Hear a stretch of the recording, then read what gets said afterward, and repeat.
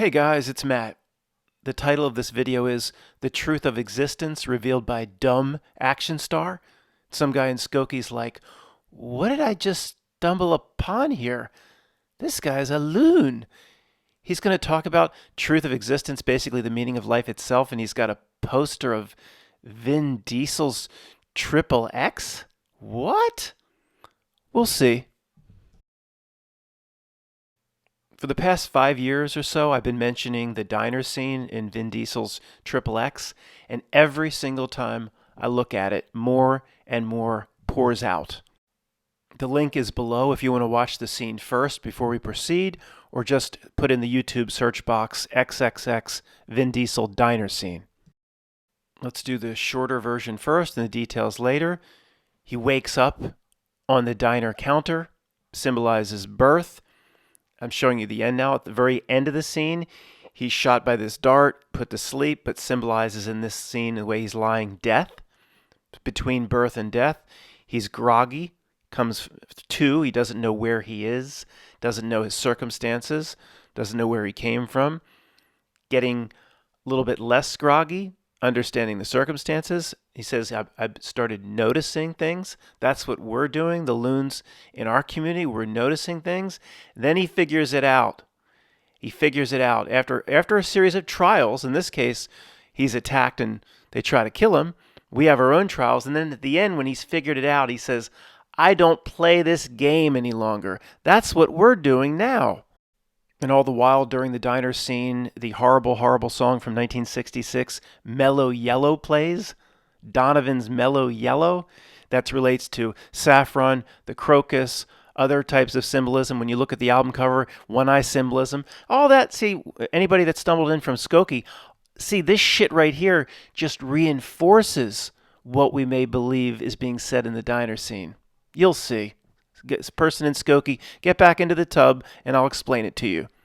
Oh, and I almost forgot. The 9 followed by the 1, and the 1, these numbers presented in the middle of the scene. I guess he goes to take a sip of the coffee. The waitress has written these numbers under the coffee cup. So this is presented. This is a 2002 movie, Triple X. It's not prior to 2001. It is not prior to the 7-Eleven submission of the job application. Stay 2 nights, get 3rd night free at Millennium Hilton. It was after, but nevertheless, these are power numbers like the 33. They're markers. They kind of say, hey, look over here or pay attention to me. The person from Skokie, I understand your objection. You think this is just a test that Augustus Gibbons is given to these thugs like Xander Cage. They're about to pass a test. Yeah, well, see, maybe we're about to pass a test. I'll relate all that in a minute. But it's not the 911 emergency call center. That's not what this means, person from Skokie. And I can hear you. This is what kind of lunatic did I stumble into? Some guy was looking for a video on how to fix a doorknob, and he came across this. Could you imagine? One more time quickly with a little bit more detail this time before diving into like the minutia details. Wakes up on the diner counter, symbolizes birth, similar to how Helly wakes up in Severance on the boardroom table or the conference room table, symbolizing birth. Doesn't really know where he came from, what happened to me. He doesn't know his circumstances, like all of us coming into this reality, this earth reality system. We don't know how do we get here? What's going on here? He's groggy. He even says, I'm groggy. And then like only the 1% of the 1% of the 1% of us, he starts to figure things out. Most people, unlike Xander Cage, just want to watch The Simpsons. Then he gets it. He figures it out. Because around the diner are absurd circumstances or things that don't line up with what a real diner should be, with the most notable being the heavy woman who's serving the pancakes and the eggs wearing these high heel shoes. It just doesn't make sense, and he can see through it. That's what happened to us. The absurd circumstances all around our reality. Go watch the news tonight. Look at that absurdity. You ever hear me say this one? Reality gives itself away. The diner gave itself away to Xander. Then he saw right through it. Now, that's like we're seeing right through the bullshit now ourselves. And our family calls us lunatics. And then here he's fully figured it out. He's saying this diner is some sort of stage, or this diner is a set of some kind, or a construct, or things aren't what they seem. And his first reaction, the natural reaction, is the best reaction. He's like, I'm not playing anymore. And he says something like, I don't know who you're dealing with here, but I don't play this game. It goes back to what we were saying, where I was annoying people 3 years ago with the in living color, Homie the Clown. Homie don't play this any longer. Where we're saying we don't play these games. We're starting to realize years ago in this community, we're not playing these games any longer. We're cutting attachments, separating ourselves, removing veils, removing Jacob Marley chains. So him in the diner, saying this is some sort of set, that's what we've done, looking out our window saying, this is some sort of bastardization, some sort of false construct of what reality should be, and we're no longer playing. So what this scene is, need to pause, is a dumbed-down version of Shakespeare's All the World's a Stage. And I had to look that up. I'm like, where's that from? We always talk about that, All the World's a Stage. Is that from Hamlet or something famous, or Othello? It's from As You Like It. Like, As You Like It? What the hell is that? Sounds like a Hugh Grant movie, some of the B movies he made after 4 Weddings and a Funeral that nobody ever heard of, or some sort of Julia Roberts, My Best Friend's Wedding. As You Like It. Anyway, that's where it came from. But this Vin Diesel scene here, it's just a dumbed down version of that. It's a wife beater t-shirt and tattoos version of that. And it's the same theme that reality's been trying to tell us for thousands of years. But hey, we should be patting ourselves on the back because we're finally getting it, because we're just the 1% of the 1% of the 1% that's actually starting to figure this out. We should be ashamed of ourselves because it was in front of our face our whole lives. We shouldn't be patting ourselves on no back.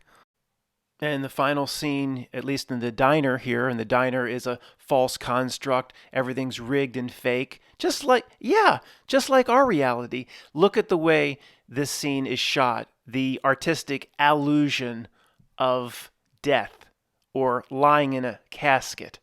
Look at the back chair of the booth, or whatever you lean back against. The leather even of the diner chair on the counter in front of him. It creates a casket feel. Look at the way the camera angle is shot. The hands are kind of crossed over the chest, or at least the one hand is. I haven't been to too many open funeral. It's an open funeral. Anybody can come. Open casket funerals, but don't they put the hands over the chest? Yeah, I know he's pulling out the dart. They can't make it too obvious. It's a scene in a movie. I didn't work in no funeral home, but don't they put the hands over? It's absolutely, you can see that's what they're trying to do here. It's an allusion, or if you like, what an analogy or metaphor to death, especially with the leather creating the casket feel. I don't think you'd put a guy in a wife beater t-shirt in the casket. He's not in his suit, but again, they got to finish out the scene. So, but remember, in this scene, of course, he's not dead, right? It's a knockout dart. He wakes up kind of in another place, in another reality. Same with us. With us, we're not dead at the end of this reality. We don't get hit with no knockout dart, but maybe it is a knockout dart. We'll wake up in a different reality. Probably not much different than waking up in the morning and say, oh, that's what that was, a dream. You'll wake up after go through the portal of death and be like, oh, that's what that was. Okay. They're just telling you that here. He's not dead. We're not dead. But this entire culture wants you to fear it. And it's so horrible. It's so sad and horrible and cry. No, we should be happy for the person. We should embrace cultures. There are a few cultures around the world that celebrate death. Wherever that person went off to, hopefully there ain't no George Bush creatures. There ain't no Hillary creatures crawling around. The chances are, just statistically, they're better off than our dumb broke asses. They should be crying for us. They go through the portal of death and look back at us and cry like, those poor bastards are still down on earth. Everything here is reversed. Now, all this talk of death has led me to think of my good friend Chris Rock, Death at a Funeral, and then his current tour now, the Ego Death stand-up comedy tour. What a coincidence that just a week or two after the big incident at the Oscars, he starts a national tour. Now, obviously, it wasn't for that. The symbolism presented at the Oscars is hardcore. off the charts symbolism with a lot of really hardcore interpretations. It wasn't just to boost sales for Chris Rock. Trust me, I ain't going there. But it all plays into it. What a coincidence that his tour is called The Death of Ego. It's all tied together. All tied together if you want to dive into it and chase every single yellow breadcrumb you can. So I was thinking of my friend Chris Rock, Death at a Funeral. And look, Chris, I'm not as close to you as I am to Spike Lee. But guys, we went out on the town a few months ago, the three of us. I'll tell you about it some other time. You wouldn't believe it. But Death at a Funeral. Now, what Levette has always said that, obviously everything here is inverted, but she's always been like, our dumb broke asses think we're alive here. From the perspective maybe of anybody looking in on this reality system, you're dead. Like, we're so fooled and everything is inverted. If you're Disney's the movie Soul and you're little Ghost 22 looking down over the clouds, and he's like, those little all those sons of bitches down there on Earth, they think they're alive. That's death to us. That's as low as you can go. So is Death at a Funeral some sort of giant truth drop? I doubt it, but I was thinking about it, and look the way it's posited. Death at a Funeral. Well, I haven't seen the movie for a long time, and I think when I first watched it, I turned it off. I don't think it was that good, and it's not on my list to rewatch. But don't a bunch of living people show up at the funeral? There's a bunch of people that think they're living. Death at a funeral. Is that saying that all the living, the dumbasses that show up, they're really the dead ones in this inverted reality, or at least they're the closest thing to death from the perspective of anybody peering in from outside this reality? Maybe. And look at this funny truth drop. Limbo. How low can you go? This is just the fun and games version of Humpty Dumpty and the fun and games versions of all the nursery rhymes. Embedded truth, limbo. First of all, let's remove the word limbo. We'll talk about that in a second. But how low can you go? It's a metaphor for, you're going to go into that earth system and then you're going to bow down and covet all the dumb shit it tells you to bow down and covet. And little 22 looking down will say, how low can you go, you dumb sons of bitches? What will you do to get that promotion just so you get AVP in some dumbass corporation and you move an office? And what were you willing to do? Ew. It's like the girls from Animal House. I thought Frank was kind of cute. Ew. What did you do to get that promotion? Oh, no. How low can you sons of bitches go? It's a truth drop. That's why the dumbass game was carried through time. And we'll talk about Limbo in a second. But look at the top picture, the top right. You break your damn kneecaps off doing that horse shit. I mean, look, it's not, see, this is a Humpty Dumpty, guys. It ain't that great. It ain't that fun. I think this game is carried through artificially because of the truth drop. I really believe that. I'm sorry. The first time somebody set up those damn poles on a beach, it might have been fun for 5 or 6, 7 minutes. Great. We'll do the dumb game, and you have to drink if you don't get it, or after 5 or 7 minutes, 95% of the people say, I'm gonna break my damn knees off. I'm not doing this any longer. It might have been something that was a fad, like the hula hoop. Everybody knows in the world, in the West, or through the islands, knows about Limbo. Everybody knows about Limbo. Doing it under the fire, doing Limbo. You can picture watching videos of it. It's been in Hawaii 5-0. It's been in all these shows. I think B.A. Baracus did it in the A-Team. I doubt it, but it's all over the place. It's artificially carried to prominence, in my opinion, because of the truth that it carries. The how low can you dumb sons of bitches go? And Limbo. Is this the netherworld? Is this Limbo?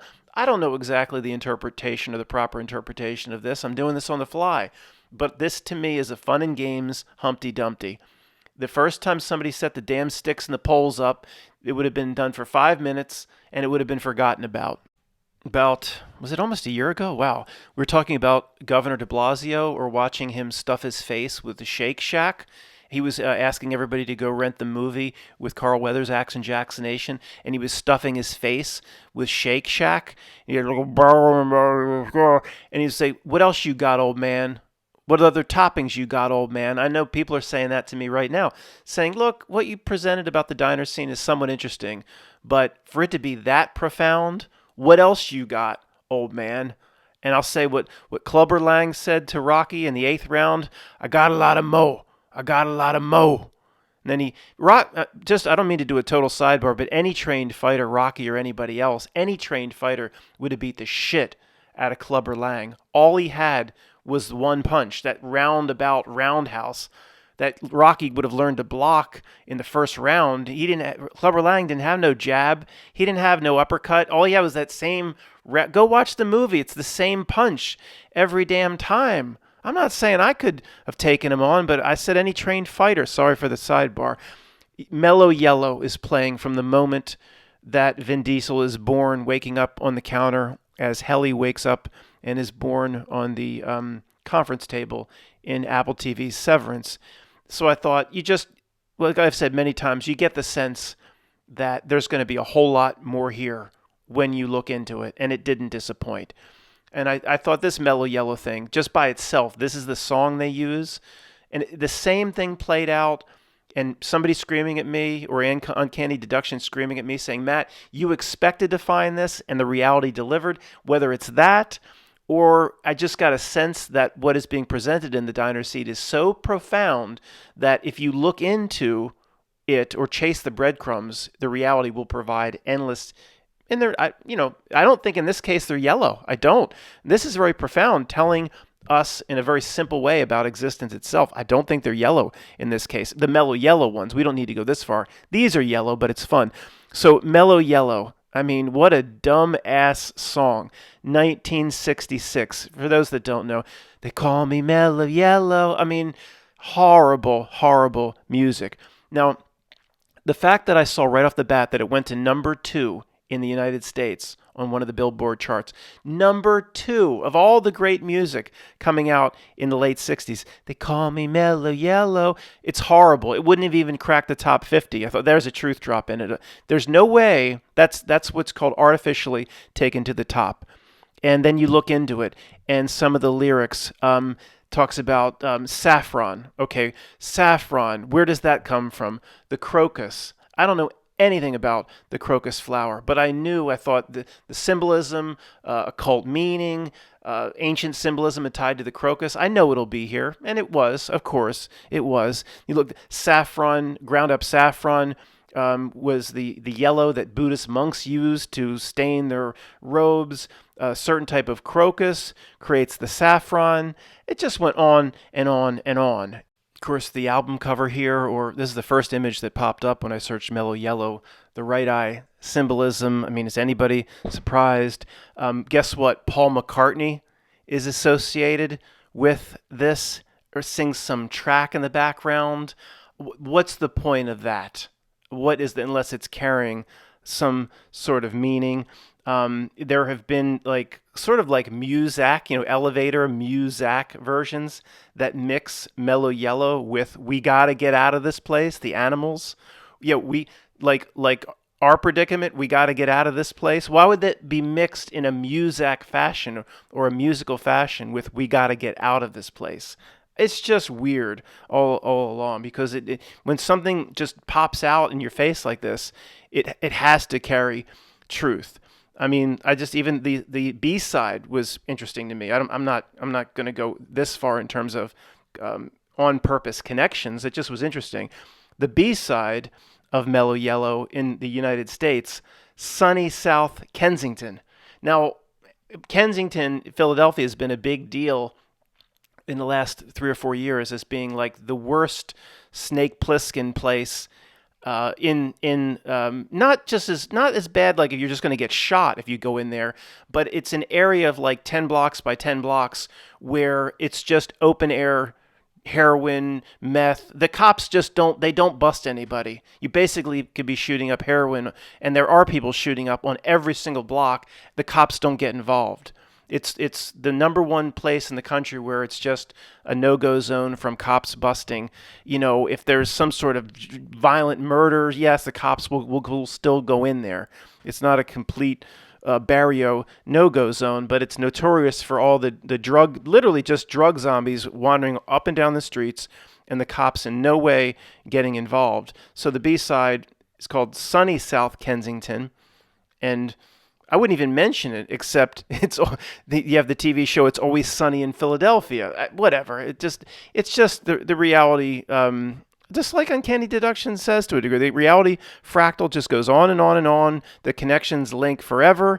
And by the way, Uncanny Deduction, the middle of Mellow Yellow mentions, you'll be very happy, bananas. If anybody wanted to give this creepy Mellow Yellow song a break or a chance, or let it alone, Matt. I always like that. Call me Mellow. You listen, you might not like it after this. Did you realize the lyrics? There's a part that says, I'm just mad about a 14, and she's just mad about me. A 14? They don't even present that shit in old King Arthur movies about an old king marrying young girls. A 14. I mean, Dr. Hook would say she's only 16. At least they kept it there. And what was that other the creepiest video you'll ever see in your life? Go search Into the Night, Benny Mardones. You know the song. She's just 16 years old. Leave her alone. They said we should have listened. Barry Madrones. Go watch the video. It's so creepy. It's like, if I could fly, I'd pick you up. Leave her alone, man. I mean, okay, but this is 14, dude. This is sick. All right, let's just end this doing some of the details and the minutia. Are there connections here? I think so. I don't know what they are or what this stuff represents, but you can almost sniff there's something that's trying to be presented here. Maybe you guys have some ideas in the comments. I don't know the answer. Of course, my initial theory is just a theory, but I'm pretty confident that's what's being presented per the initial part of this presentation. But anyway, the Samuel L. Jackson character, who's the NSA handler of Vin Diesel, who plans the operation, it's a pretty cool character for Samuel L. Jackson. It's not as cool as Jules in Pulp Fiction. A lot of the characters Samuel's been playing recently, really lame. The bad guy in Kingsman, the first Kingsman, really, really, really lame. Perhaps the worst bad guy in movie history. It's almost cringeworthy, but this is a pretty cool character. They named him Augustus Gibbons. Now, look. Okay, let me pause. What is that? Augustus, first emperor of Rome. Supposed to be the nephew of or something of Julius Caesar, or Julius Caesar was his uncle. I don't understand why he's the first emperor of Rome if Julius Caesar was his uncle. Wasn't Julius Caesar the first emperor? But I ain't no Romanologist. I don't know. That's what's presented. Augustus Octavian was the name before taking on the title Augustus. Okay. Matt, what's the connection? I don't know. But I always return to a common sense first floor. And it says, if you were writing this script, and it's just a fun movie about infiltrating, getting a thug like Vin Diesel or somebody that's in trouble with the law, a bad guy to infiltrate the bad guys. The premise is pretty interesting. He infiltrates Anarchy 99. You're just writing this fun movie, right? It's just fun action. Why would you name this character Augustus Gibbons? You know, I don't know, but does that sound normal to you? And it just, call me crazy, but, you know, it just happens to relate to the first emperor of Rome. This is just the way they do business. I don't know exactly what's being presented here. I was in the damn room when Jared was serving his little pigs in blankets.